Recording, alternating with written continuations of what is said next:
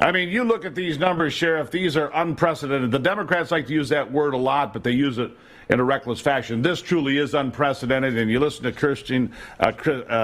Karine Jean-Pierre or Alejandro Mayorkas, and they'll say, oh, the border's secure.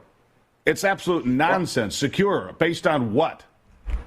Exactly. I try not to listen to either one of those two because all they do is lie and gaslight the American people. The reality is, you talked about it, 11,000 people yesterday. The border is the most unsecure it's been in a long time, if not ever. We're hitting numbers that we've never hit before. So I don't know how they can, in good conscience, say that the border is secure. And it's not just that the border's not secure. Look at these videos of what's coming through. My biggest issue lately has been that these are military-age men coming from a lot of different countries throughout the world, countries from where people do not love America or the American people. So that concerns me deeply.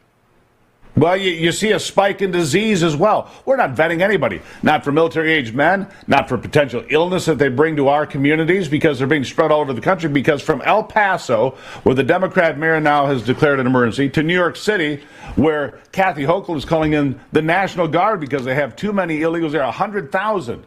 I mean, compare that to the number of illegals living currently in Arizona or Texas or New Mexico or California for sure.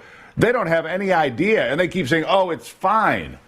I mean, it's crushing places like the hospital in Yuma. I mean, they're losing $25 million a month. You can't sustain that, can you?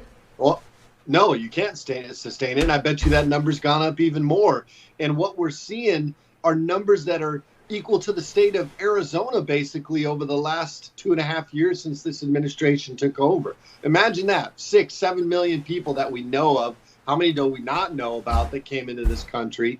You know, the Tucson sector, which is the sector that I'm in, leads the way every month. We certainly lead the way in gotaways. So this is a problem. And most of that funnels through my county at some point. Even though I'm not on the border, we experience a tremendous amount of trafficking that comes through my county before it goes into Phoenix.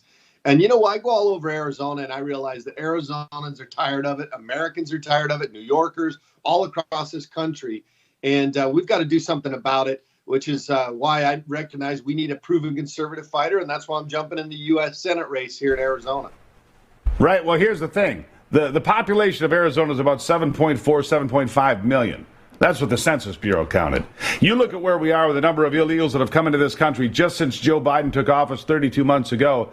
You're about equal with the entire population of the entire state of Arizona. In fact, if you reach 10 million, which is the projection through 4 years of Joe Biden, that's larger than the population of 40 states. 40 states don't have 10 million people in it, and we're letting these people in to go where? To be paid how? To get a job how? It's insanity to find. We're committing suicide with an invasion, are we not? Absolutely. We're committing financial suicide. This is the greatest national security threat to America, not just the terrorists that we allow in or the people with bad intentions. We are allowing fentanyl to come in. We are seeing deaths of Americans, up to fentanyl poisonings of Americans above 100,000 a year. That alone should be alarming to the American people. I will tell you, they're destroying America day by day with the amount of people coming in here, the amount of drugs coming in here, and this administration doesn't seem to care one bit about it.